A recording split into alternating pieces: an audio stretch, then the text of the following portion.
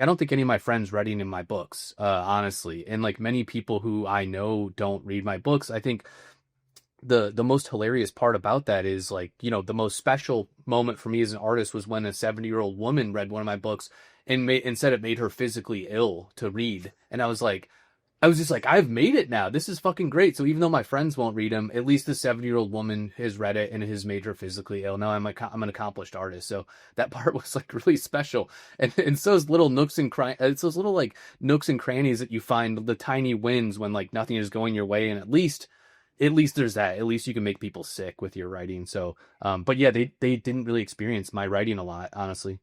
I mean, your books, there was I've read a few of them now, and the collection of short stories I loved. It's this warped world that I kind of really enjoy.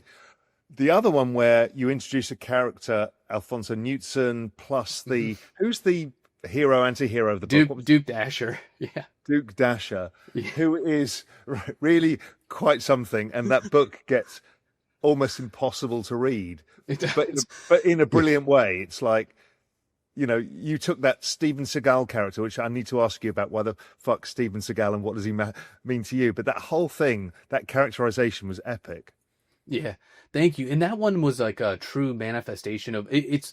So as you know, I think both of us share an extreme love for 90s action films. So that combined with like my dad was reading all sorts of like David Baldacci and Dan Brown, those like god awful novels that are sold at Hudson News Airport. So what I wanted to do was take those. The original marketing plan for that book was I was going to write it and then I was going to put them inside of Hudson Newses across the country because it was made to look like one of those That's books. right. And so I was hoping that somebody would get stuck on like a 9-hour Germany flight that they thought was like a Dan Brown novel, and they find themselves getting baptized in a urinal full of shit at a tilted kilt in Ohio where like people are just dying and like the goriest shit is happening. I'm like, that would be my ideal scenario, is just ruining somebody's like super long flight with a fake book from Hudson News. But that's taken the same idea of like this average commuter reading the that Dan Brown book and doing their insurance job or their spam email job, and you're just like saying, I'm going to entirely fuck with that idea.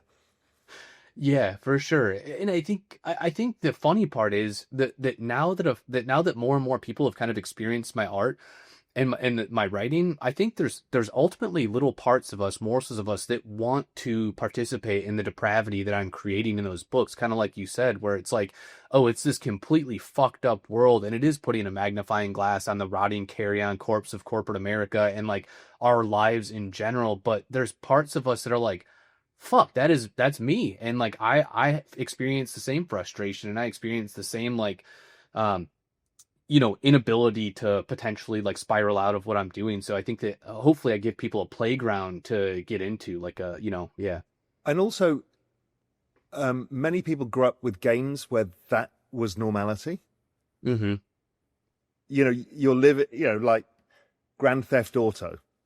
You're living in a totally fucked up, depraved world, and people spend enormous amounts of their time living in those worlds. So it's not that big, because it's escapism Yep.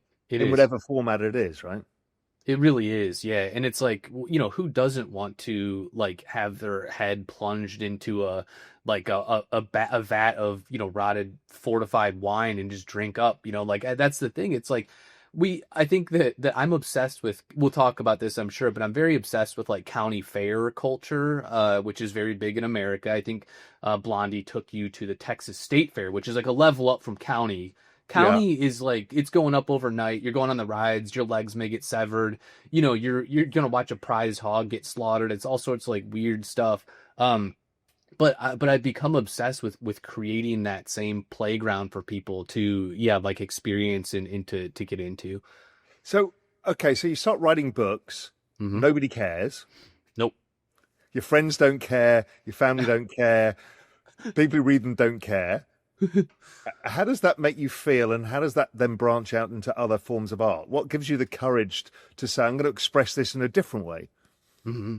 To be fair, my dad did love it. It was kind of written for him because he loves that type of book, and he was like, "Oh, this is just insane." He's like, "This is disgusting," but he was in. So I will say he loved it, which was a huge honor for me. But yeah, so once the writing had kind of stalled out, much like everything else, I just continued to make things, you know, and I think that it just didn't, it never mattered who was looking at it in many ways, even though my friends weren't looking at it, even though there was, like a couple of porn spam bots on Instagram that were following me and they would give me some likes at times when they liked the content, or maybe they did or didn't, but it never really mattered. And creating in that void and in that vacuum really helped me develop my own style, kind of absent of influence in many ways, because I was just like, this is just what I'm making, I guess, and I'm just going to make this forever, even if no one looks at it. I think I had this fantasy So where were you somebody painting but at that stage, or did you just start and realize you could actually do it? How did you do that? so I was painting then, but I was painting too much. So I make shit a lot, like way too much probably. You're So so prolific, it's insane. thanks, dude. Yeah, so like we talked about earlier, my wife had banned me from making any more paintings essentially because she's like, dude, you're filling up our whole house. Like we can't move around in here. It was a really depressing state of things because you didn't want to throw them away. Like I spent all this time on them, but nobody also wanted them. So I was just kind of stuck with these burdens that were like these like manifestations of things that I really, really cared about. But it was really sad that that it only seemed like it was me who cared about them. And then so she got me an iPad like 12 years ago, just saying, you have to start using this to get your creativity out. They can all be stored on the cloud or wherever the fuck it is, and and the painting goes away for a while until like something happens. So once I got the iPad, it became really easy for me to just participate in things way more quickly. So like when I was creating memes and when I was creating these like different like expressions of myself, I just became like, you know, thousands and thousands and thousands of hours on that thing just allowed me to be able to create very, And very quick. were you publishing them? Were you like Tumblr, like Xcopy, or what were you? Where was this going? This outlet?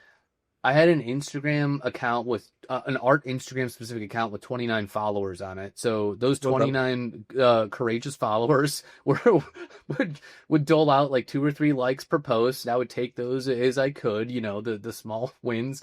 And that was it. There was nothing else. Like and so I had a Twitter at the time too, with like I think 200 followers or something. Like most of them were Mainly bots.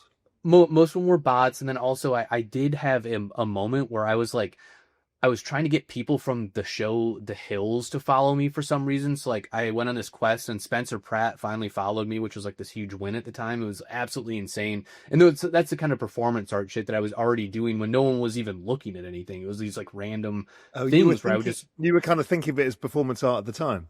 I was, yeah. I was just like, what are these people? What's going through their head when they're reading these like depraved prose or looking at these like fucked up drawings I'm making? So I was just kind of like putting stuff out there, and it was very performative. Then like I had a tweet go semi-viral because the comedian Eric Andre, who I love, he's like this. Have you heard? Do you know Eric Andre at all? No. He's this hilarious, just completely mad. He's got this like fake talk show that he does, and he's super sweaty all the time. He's like, he has this very violent humor where he's like throwing himself into shit. But I just made a piece and I tweeted at him and he retweeted it. And then it picked up all this steam and I started to get some followers. And somebody then, we'll get into this, but somebody just DM'd me and was like, hey, have you ever considered minting anything? I'm like, I don't know what the fuck that is. Like, I have no clue what minting is. And so he kind of explained it. So it was just this complete stranger who had like suggested that I sell digital art. And I'm like, I've never sold physical art, so why would I, like, I'm not sure why I would be able to sell digital art if nobody already wants my physical, but I win in anyways.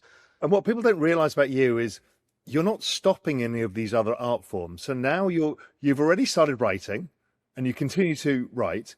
Then you start painting, pissing off your wife. Then you start doing digital art. Then you're doing performance art. These are all cumulative. Nothing is stopping. It's like you doing more of that. So when does Die With The Most Likes emerge? So I created this piece. Well, so I had created this piece of these old. I've always been very obsessed with consumption. Like kind of my phrase is create nothing, consume everything. The hungry for content caterpillar. Just people just being passive sponges and absolutely devouring anything that's put in front of them.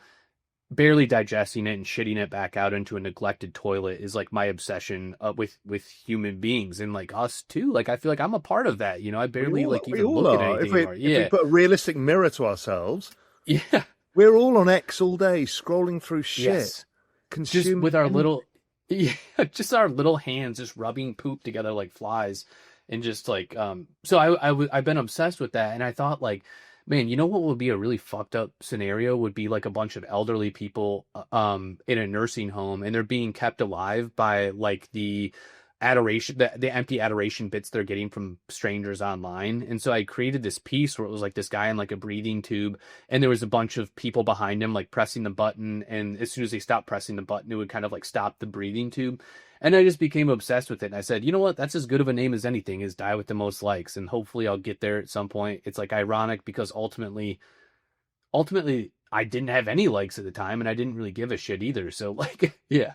Yeah, but in the end, truthfully, attention is the currency of humanity. So you obviously liked this video enough that you've got to the end. That's quite a big task. But listen, do me a favor, hit the like and subscribe button, and also check out what video's next, because I think you'll love it. But if you want even more, and when I'm talking more, I'm talking about member-generated ideas, incredible alpha, research, everything there to help you in your journey, just head to realvision.com/join for the best financial intelligence out there and the pure alpha that's within the platform.